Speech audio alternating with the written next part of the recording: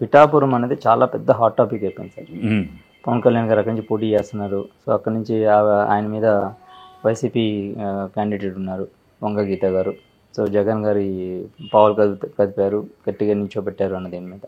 So Pawan Kalyan గారు పిఠాపురం నుంచి గెలుస్తారంటారా అనేది జనరల్ చాలా మందిలో పెద్ద సందేహం, ప్రశ్న కూడా. గెలుస్తారనుకునే వాళ్ళు బయటికి చెప్తున్నా కూడా లోపల కొన్ని సందేహాలు ఉన్నాయి. ఎందుకంటే అక్కడ పిఠాపురంలో అతను గెలుస్తారా అన్నది క్వశ్చన్ మార్కే. అగ్ని పరీక్ష పవన్ కళ్యాణ్కి మహత్తరమైన అగ్ని పరీక్ష.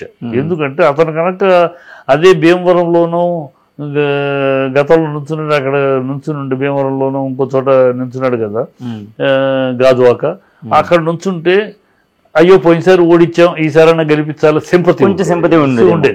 ఇప్పుడు ఆ సింపతి కాకుండా ఈయన కాపులు ఎక్కువగా ఉన్న ఇది అని అక్కడికి వచ్చాడు.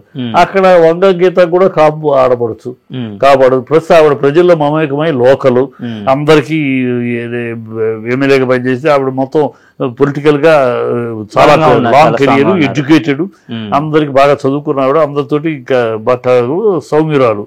సో ఆవిడకి ఒక మంచి ఇమేజ్ ఉంది.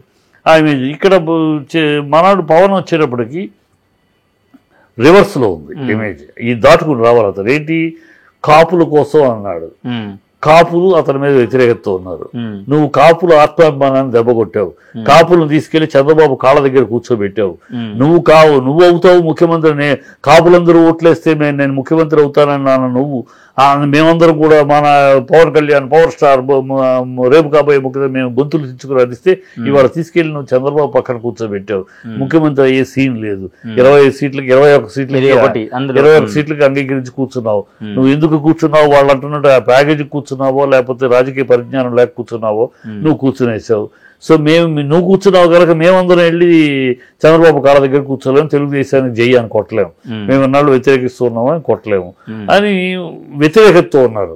ఆయన ఫ్యాన్స్ వ్యతిరేకతతో ఉన్నారు, ఆయన అక్కడున్న కాపు కులస్తుల్లో చాలా మంది వ్యతిరేకతతో ఉన్నారు. ఇవన్నీ దాటుకుని వెళ్ళాలి ఆయన. దాటుకుని వెళ్ళి ఆవిడేమో రాజకీయంగా చాలా కామ్గా చాలా ప్రశాంతతగా ప్రజలతోటి చాలా క్లారిటీగా మాట్లాడుతావు. నువ్వేమో బట్టలోడు తీస్తాను, ప్యాంటోడు తీస్తాను, గోచి మీద నుంచోబెడతాను, పాదాలను తొక్కుతాను అని మాట్లాడుతాను, తొక్కేస్తాను మాట్లాడుతాను. సో ప్రజలు ఎవరికి ఓటు వేయాలి? ప్రజలు నువ్వు ఒక డ్రాయర్ ఉడదీయటానికి, ఒక మోకాళ్ళ మీద నుంచోబెట్టడానికి, వాళ్ళ పాతాల్లో నుంచోబెట్టడానికి ఓట్లు వేయదు. నువ్వు వస్తే ఏం చేయగలవు? నువ్వు వస్తే ఏమిటి? వంగ గీత గారు గతంలో జరిగిన దానికన్నా పేరు చెప్పకుండా నువ్వు గతంలో జరిగిన అభివృద్ధి కన్నా నేను వస్తే ఈ 5 ఏళ్లలో రాబోయే 5 ఏళ్ళలో నేను ఇలాంటి అభివృద్ధి చేస్తాను, పిఠాపురాన్ని ఇలాగూ రోల్ మోడల్గా చేస్తాను అని ఏమైనా చెప్పు. అదేమంటే ఆధ్యాత్మిక రాష్ట్ర ప్రదేశం ఆల్రెడీ ఆధ్యాత్మికం. అక్కడ ముస్లిం దర్గా గొప్ప దర్గా ఉంది, క్రిస్టియన్స్ గొప్ప చర్చ్ ఉంది, హిందువులు గొప్ప దేవాలయం ఉంది. సో ఆల్రెడీ అది ఆధ్యాత్మికం. నువ్వు కొత్తగా అక్కడ పిఠాపురానికి ఆధ్యాత్మికం నేర్పగలరు. నెక్స్ట్ నువ్వేం చేయగలవు చెప్పాలి. అవి చెప్పలేకపోతున్నారు. అవి చెప్పాలంటే అతనికి ఏమి తెలియదు. చంద్రబాబు చెప్పాలి. చంద్రబాబు ఇక్కడ ఇంకోటి ఏంటంటే అతనికి పెద్ద అగ్ని పరీక్ష. వీటిని మైనస్లు దాటుకుంటూ రావటం, దాటుకుని వచ్చాడే అనుకుందాం. దాటుకుని ఎట్లాగో మళ్ళీ నమ్రతగా మాట్లాడుతూ పాపం ఆయన ప్రజలు సింపతి చూపించేలాగా మాట్లాడే అనుకుందాం. చంద్రబాబు బ్యాక్ స్టాబింగ్ని దాటుకోవాలి. చంద్రబాబు పవన్ కళ్యాణ్ని అసెంబ్లీలో అడుగు పెట్టడానికి ఇష్టపడడు. అందుకనే అతని ఇండైరెక్ట్గా నువ్వు ఎంపీకి వెళ్ళు అని కూడా తోలుతాడు ఆయన. ఎందుకు ఇష్టపడడు? అసెంబ్లీలో రేపు అతను గెలవకపోయినా అపోజిషన్లోకి వచ్చిన అపోజిషన్ నాయకుడు ఎవరు? చంద్రబాబు. పవన్ కళ్యాణ్ గెలిచి వచ్చాడంటే పవన్ కళ్యాణ్ కూడా మరో నాయకుడు అవుతారుగా, ఖచ్చితంగా అవుతారు కదా ఆ అసెంబ్లీలోకి అడుగు పెట్టాడంటే. సో ఇద్దరు నాయకులు అసెంబ్లీలో ఉండడానికి ఆయన అంగీకరించారు. తను ఉండాలి, తన తప్పితే తన కొడుకు ఉండాలి, తప్పితే మరొకడు ఈక్వల్గా తనతో పాటు నాయకుడిగా అక్కడ కూర్చుంటానికి ఆయన అంగీకరించడు. లేనిపోయి అతను తీసుకొచ్చి అతను అసెంబ్లీలో అతని క్రేజ్ వస్తుంది, ఆటోమేటిక్గా అతను మాట్లాడతాడు ఆవేశంగా. అతని క్రేజ్ నేను వెనకబడిపోతాను కనుక అతను అసెంబ్లీకి రాకుండా ఉండాలనే ప్రయత్నిస్తాడు. వీలైతే ఎంపీకి పంపించడం, ఎంపీకి అతను వెళ్ళట్లేదు దీంట్లో ఉండంటే ఓడించడానికి చూస్తాడు. చంద్రబాబు ఓడించాడు. అందుకే 21 సీట్లే ఇచ్చారు. రేపు ఓడిపోయారు.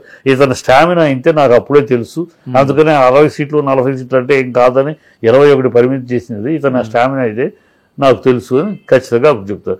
చంద్రబాబు వెన్నుపోటు విధానం బలి అయిపోతున్నాడు పవన్ కళ్యాణ్. ఇది తెలుసుకుని ఇప్పటికైనా అతను ఏమైనా జాగ్రత్త పడితే పర్వాలేదు, చంద్రబాబు మైకంలో ఉంటే మనం ఏమి పడలేము, చేయలేము. అందుకనే అగ్ని పరీక్ష పవన్ కళ్యాణ్కి, ఇది పెద్ద అగ్ని పరీక్ష. ఈ ఎలక్షన్తో అతను రాజకీయాలకి పర్మనెంట్గా స్వస్తి చెప్పి తన సినిమాలు తన జీవితం మనకు వద్దు రాజకీయాలు అనుకుని వెళ్ళిపోతాడా, లేదు చంద్రబాబు వ్యూహాన్ని దాటుకుని, చంద్రబాబు యొక్క వెన్నుపోటు విధానాన్ని దాటుకుని, ఈ ప్రజల్లో ఉన్న వ్యతిరేకతను దాటుకుని, కాపుల్ని సమన్వయపరుచుకుని ముందుకెళ్ళి ఏం చేస్తాడో చూడాలి. ఓకే. అయితే ఇంకొకటి, ఇప్పుడు పవన్ కళ్యాణ్ గారు కూడా ఆయన కోసం దాదాపు 10 ఏళ్లుగా పార్టీ కోసం పనిచేసిన వాళ్ళని కూడా కాదని, ఉదాహరణకి తాజాగా కాంగ్రెస్లో వైఎస్ఆర్సీపీలో జాయిన్ అయిన పోతినేని వెంకట మహేష్ గారు, ఆయన జనసేనలో నుంచి కాదని, అంటే ఈయన కనీసం ఫోన్లో మాట్లాడే అవకాశం కూడా ఇవ్వట్లేదని పార్టీ మారారు ఆయన. ఇలాంటి వాళ్ళు ఆ క్యాడర్లు చాలా మంది ఉన్నారు. ఏముందంటే పోతిని మహేష్ అంటాడు అసలు ఈగ వాళ్ళైతే ఊరుకోని పోతిని మహేష్ పవన్ కళ్యాణ్ మీద ఈగ లేని 2-3 డిబేట్లో కూడా ఓ మాట అతని స్థిరత్వం కావాలి, ఓ మాట మీద నియంత్రణ కావాలి, ఒక మాట అన్నాంటే దాన్ని కట్టుబడి ఉండాలి, ఆ నిలకడ లేని నాయకుడిని ప్రజలు అంగీకరించరు, అది ప్రజానాయకుడు అనిపించుకోవడం అనే మాట నా మీద విరుచుకుపడ్డాడు ఆయన. అంత నిజమే నేను చెప్పింది. కానీ అయినా సరే ఆ ఏగ వాళ్ళని కూడా, అంతటి వాళ్ళు కూడా ఇవాళ ఎందుకు వ్యతిరేకించారు, ఎందుకు వ్యతిరేకమయ్యారో అది ఆలోచించుకోవాలి. అంటే నాయకత్వం అంటే పూటకొక మాట మాట్లాడటం, పూటకొక పబ్బం గడుపుకునే మాటలు చేయటం కాదు.